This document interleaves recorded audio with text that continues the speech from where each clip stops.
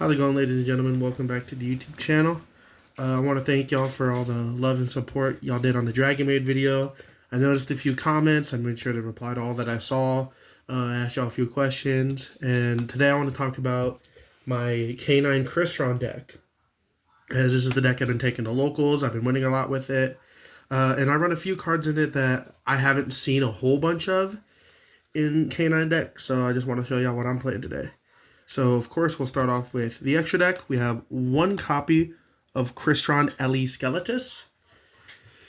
This is just so you can recycle the Trista Rose for your end board. It can also be a really good card going second because it can modulate your opponent's attacks.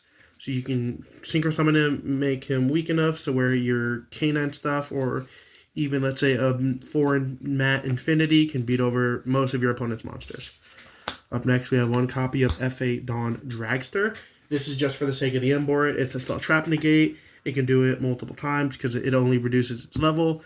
And yeah, it's just a good end board card. Up next, we have Shooting Riser Dragon. Because I haven't been able to find an artifact Dagda, I play Shooting Riser Dragon to get the artifact Mjolnir in the grave so I can Mjolnir lock you. And also it's a tuner so it can help make Ellie Skeletus and all of that. Up next, we have the one copy of Clockwork Knight. This is just so I can get Scrap Recycler off the board. We don't really need your extra monster zone, and Clockwork Knight can be a really good card. Up next, one copy of K9 17 Ripper. It searches, it negates, it's your combo starter, and it's an end board piece. It has a multifunctional usage, so you run it just for that. Up next, one copy of K9 66X Jax. This is just for battle damage and stuff. This is just so you can make a big werewolf, and then you can attack real heavily and try to kill them. Up next, we have one copy of K9X Werewolf. It can hand rip, and then if you make it using Jax, it can also be a really big OTK machine. Up next, we have one copy of Infinitrack Riverstormer. This is the card that bridges the K9 and the Crystron stuff really well. You use it to add Scrap Recycler, then you normal Scrap Recycler, and then you dump any of your Crystron monsters. And other than that, it can also get rid of the Clockwork Knight that you sometimes end on. And it can replace it with him. He's a 2500 body, and he can be used to make a Zeus. Up next, we have one copy of Chronomaly V Mana. This is just because it has a Snatch Steal effect. You can take an opponent's monster, and then you can detach 2 materials to negate an activation of an effect. Up next, we have one Imperial Princess Gunkueri. This, you detach, then you summon the artifact Mjolnir to your opponent's side. Then you make Infinity, attach the artifact Mjolnir, Infinity negate, detach artifact Mjolnir, Gunkueri, summon the Mjolnir again. Just that way we can make sure they just have no chance of special summoning, like, at all. Up next, we have one Valon, the Super Psy Sky Blaster. This is just here because of the Book of Moon effect. It can be really helpful in an end board, and it can also be really strong at interrupting certain plays, like for Link Summoning, Synchro, and all of that. Up next, we have the one copy of Nash Knight, along with the copy of number C101 Silent Honor Arc. These are just here because Nash Knight can attach and then attach one of your opponent's monsters. And it's simply here because of that. It's a good card effect. I would run the other ones, but I kind of have short extra deck space because I run certain cards that I like that you may not see in other decks. And then wrapping off the extra deck, we obviously have the one copies each of Cyber Dragon Nova and Cyber Dragon Infinity. Infinity is one of your better end board pieces. It can pick up a monster. It can gain a bunch of attack. It's an Omni Negate. He's just an annoying part of an end board. Alright, so next on to our main deck. We have 3 copies of K9 17 Izuna. Obviously, if your opponent controls and has 5 or more cards in the hand, you can normal summon her. Then you can dump a K9. And then that's a quick effect to summon yourself from the hand if your opponent activates a monster effect this turn. So depending on the deck they're playing, if they're playing Yummy, and you go Ghost Ogre, destroy the Snatchy, they go, okay, Marshmallow summon, chain Azuna, send Lupus, summon itself, exceeds, She can be interruption, and she is also probably your best starter. Up next, we have 3 copies of K9 66A Jokel. Jokel is probably the best card for getting a larger combo started with the Crystron stuff, because she can summon out like a Sulfador or a Sulfefnir to get their effects going before they machine lock you for their resummon ability. And she also just adds a K9 monster. Speaking of Crystron, we play 3 copies of Crystron Sulfador. He is the best Crystron starter. He can destroy a Crystron card, summon him, and then on his summon, he'll send up to 2 Crystron cards with different names from your deck to the graveyard. So you can send like a Smiger and a Thisvern. So you can get your Inclusion and you can get your Tristaros out on the field, which can really start amplifying your plays. Up next, we have 3 copies each, and you don't have to play 3 copies. I do just because I feel like it helps a lot for consistency. 3 copies of Crystron Sulfefnir. Sulfefnir can discard a Crystron card to summon itself, and then if he is destroyed by battle of card effect, I can special summon a Crystron monster from the deck in defense position. So we can go summon Sulfefnir, Sulfador, pop it, Sulfefnir effect, summon Tristaros. Then we can start synchro summoning. And then back to the K9 engine, I play 1 copy of K904 Noroi. He just has a cool effect.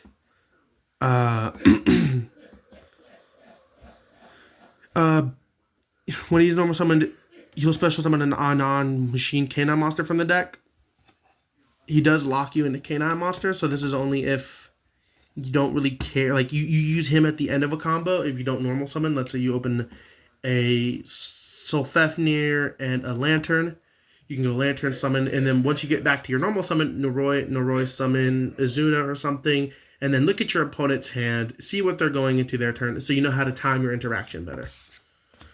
And then, of course, we have the 1 copy of K900 Lupus. Once he's in the grave or in hand, you can special summon him and then immediately Xyz summon, but you can only do this if your opponent activates a monster effect in hand. So if they play any hand traps, or if they're playing Yummy and they activate Marshmallow or Cookie, Lollipo, Cupsy, or if they're playing Dracotail and they go 5 mana fusion summon, you can use him and he can help you Xyz summon on their turn. And then wrapping up our K9 engine is the 1 copy of K966B Lantern. This targets a level 5 in your graveyard, summon it. This is just how you can continue to make your end board a little better. Normally I use him to make the Imperial Princess Kunkuiri before I commit to my Crystron stuff. So that way I have that ready. But his versatility in the deck is very high. Up next for Crystron is the 1 copy of Tristaros. I don't run more than 1 because I'm not trying to see too much Crystron, if that makes sense. Because if I open him and I don't open anything else, I can normal summon him. But at the same time, the hand trap space is very limited, and running more than 1 Tristaros is not really necessary. Up next, we have Thisvern, because it gets you to Tristaros out to the field. It doesn't require you to commit anything other than banishing it, which with a Sulfador Send to Grave is pretty easy to do. And then wrapping up the Crystron engine is Crystron Smiger. You banish it from your graveyard to add a Crystron spell or trap. So you can banish it. If you already have Inclusion, got lucky and opened it, you can then add Cluster, which can add a few more pieces to your end board. It all just comes down to what you open and how you're trying to play this game. Up next, we have Scrap Recycler. This is the card that you search off of Infinitrack River Stormer. When on its normal or special, I'll send a machine monster from the deck to the graveyard. I can go, okay, send Smiger, banish, add Inclusion, add Sulfefnir, Sulfador, Tristaros, whatever my hand needs. If I open Jokel, then I'll probably just add a Sulfador, send Tristaros, and Thisvern, or I can go Thisvern, Sulfefnir. It all just comes down to what your hand has. Then we have Artifact Mjolnir. This is like a cornerstone piece of the end board. This is like, okay, cool, I'll be playing this on top of like the 4 or 5 other pieces of interaction that your end board has as well. Even if you don't get them, your end board 9 times out of 10 will be strong enough to stop like 95% of any sort of combo your opponent's trying to play. but he is just kind of the icing on the cake. Now for our hand traps, we run 2 copies of Ghost Ogre and Snow Rabbit, 2 copies of Ash Blossom and Joyous Spring, 1 copy of Droll and Lockbird, 1 copy of Effect Veiler, and 1 copy of Nibiru the Primal Being. I'm thinking about maybe cutting Nib or Veiler so I can run more than 1 Droll and Lockbird. Now we move on to our spell cards, where of course we play 3 copies of Chaotic Elements. You use this to search literally any of your Crystron, Jokels, or Lanterns, and that can equal full combo for you. It has a second effect, but we don't really use it. But if you want to, you can banish it, and you can kind of snatch steal your opponent's monster. But that's only if they control a light or dark. Then we run the Case for K9. And if your opponent activates monster effects from the hand this turn, all of your K9 stuff gains 900 attack. And then if it's destroyed, it'll allow me to set a K9 quick play spell from your deck. So we can go, if we already have Inclusion Engraved, we can go Tristaros, pop the Case for K9, pop the Eleskeletus, revive, Case, set the K9 X Force Release. But on activation, it will be adding a K9 monster. Then we have the now 1-of copy of Crystron Inclusion. This just adds a Crystron card, and then you can banish it to target a Crystron monster in your graveyard, special summon it. That's about it. Now we have 1 copy of K9 X Force Release. This is how we will be making our Werewolf. It's our set target for if we can manage to destroy a Case for K9 during our combo. You don't have to run it in the Werewolf. It's just a matter of what you want to run in the deck. I like Werewolf because it is a hand look and it is a rip. So it all comes down to how you want to play. If you want to run more hand traps, you can, and then replace the Werewolf for another card, like maybe a full armor Nash Knight or something. But I run the Werewolf in the Force Release. Up next, we have the Foolish Burial. This is for if I break and I open it. Okay, do that. Send Smyger effect. Add Inclusion, and hopefully that can get my combo started for me. This is just here to increase consistency and the playability of all my hands.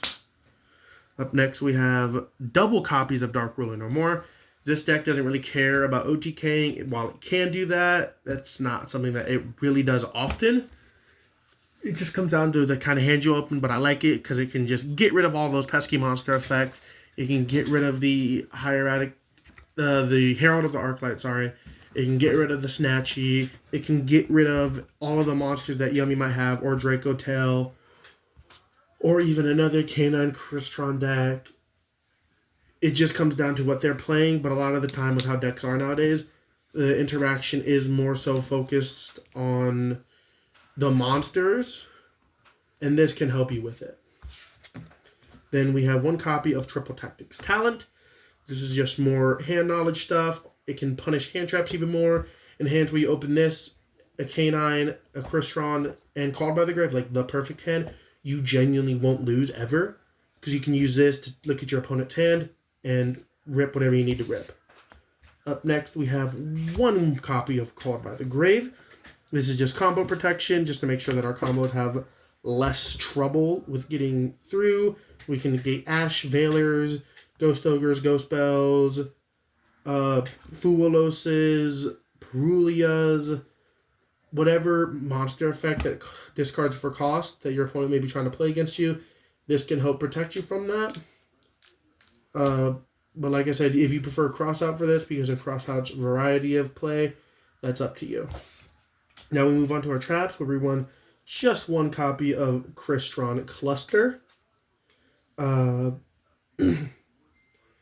Then what you can do with this card is, if you control a Crystron Synchro, you shuffle a Crystron from your graveyard or banishment, and then you destroy 2 target cards that your opponent controls. You can use your own as well. Depending, if you end on an Eleskeletus, you can use your Eleskeletus and one of your opponent. Eleskeletus revive the Tristaros if you didn't already have them. It just comes down to what you end on and how you want to play it. And then finally, for our trap cards, We have double copies of Infinite Impermanence. This is just hand traps to negate monster effects. And if you set it, then you get its bonus effect of being able to like kind of lock up a zone that's spell and trap from being able to be played. But on your opponent's turn, you normally just activate it straight from the hand. If they have it, they have to waste the cross out for it because they can't kind of called by a trap card. But that's it for my K9 Crystron deck. Let me know if there's any decks that you want to see in the future. Just comment them down below. I'll let you know if I either have the deck or if it's a deck that I'm going to be building. If not, then it might end up on my radar. Make sure to like, comment, and just keep on having fun playing Yu-Gi-Oh! Peace.